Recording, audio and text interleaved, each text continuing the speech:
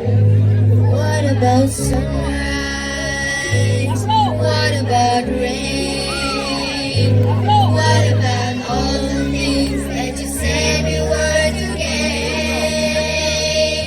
Dita e tokës, që ishte në 22 prill, u festua pas ditën e djeshme në Karbunar.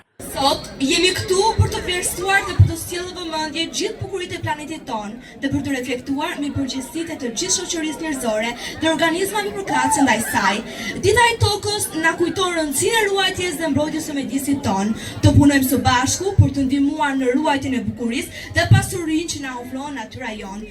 Toka është shtëpia jonë e përbashkët, një dhuratë që na jep jetë çdo ditë. Ta duam, ta mbrojmë dhe ta ruajmë, jo vetëm sot por çdo ditë, sepse kujdesi për tokën është kujdesi për të ardhmen tonë. Bashkia Lushnjë ishte organizatorja e eventit për të dytin vit radhazi, duke e kthyer në një traditë të bukur për zonën. Morën pjesë kryetaria e bashkisë Eriselda Sefa, fermer, banor të zonës e të tjerë.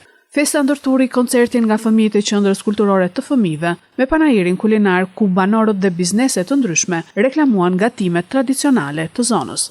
Artistët e vegjël kënduan këngë për tokën, kërcyen valle popullore dhe kërcime aerobike.